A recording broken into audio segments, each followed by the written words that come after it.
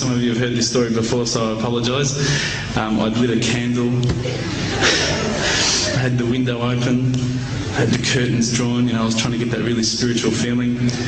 It was a nice summer night in Melbourne, as summer as it can get in Melbourne, and I was sitting there thinking, this is it, you know, this is the night. I'd been, you know, investigating all the spiritual proofs, all the scientific proofs about the fact that the mountains are the pegs, about, you know, how the embryo develops inside, you know, the woman, all these amazing proofs, but I still needed that little push. It's like I was on the edge of a cliff, I was ready to jump, I just needed a push. So I was sitting there, it was very quiet. I was reading Quran, and I stopped. I said, Allah, this is my moment. This is the time I'm about to jump into Islam. All I need is just a sign. Just a little sign, nothing huge, maybe a bolt of lightning. You know, maybe half the house could fall down or something, you know, just small. It's small for you, man. You created the earth, come on. So I sat there. I was waiting for the candle to start lighting up to 4 metres high like in the movies. And I go, okay, go. And subhanAllah, nothing. Absolutely nothing happened. I was really disappointed, to be honest. So I sat there and I said, Allah, this is your chance. I'm here. I'm not going nowhere. I'll give you another chance. Okay, maybe you were busy. You know, I know it's daytime over the other side of the world. There's a whole lot of stuff going on. Maybe this time it could just be like a car backfiring. You know, something small. All right, half the house, the candle. Let's forget that. A bird could fart outside. I don't care. Just anything.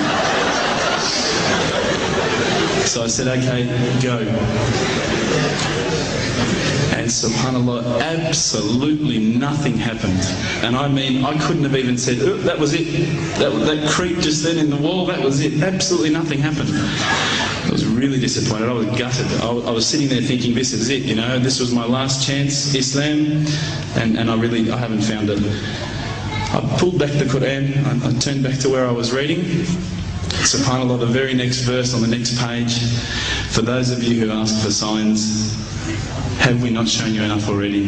Look around you, look at the stars, look at the sun, look at water. These are the signs for the people of knowledge. SubhanAllah.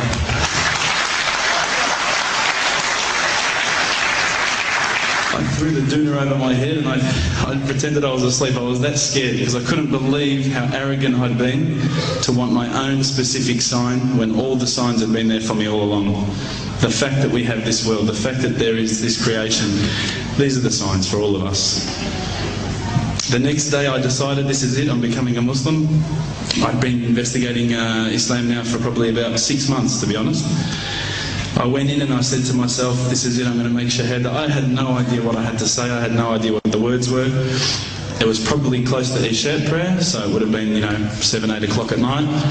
I went in and I couldn't believe it, there was about 1,000 people at the mosque.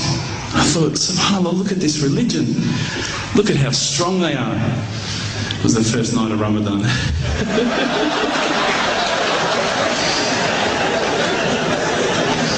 Ramadan Muslims.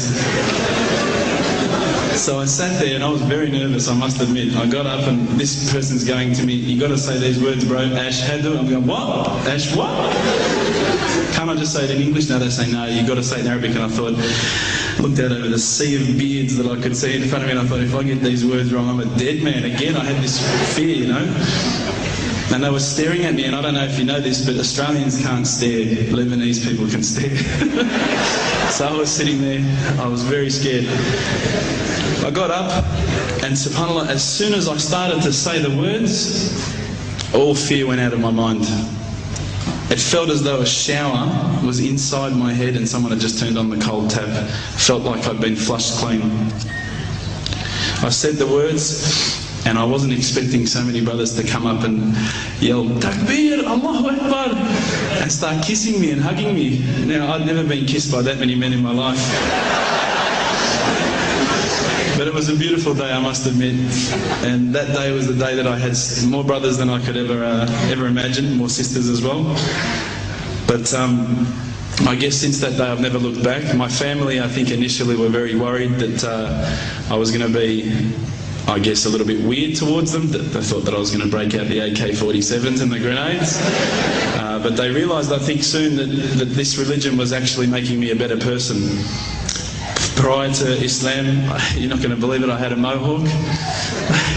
I did. I had, I'm not going to show you any photos.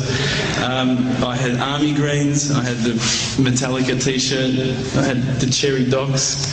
I was shocking, right? I thought I looked great, but I looked terrible. And alhamdulillah, ever since then I look as good as I do now. No, don't laugh, please.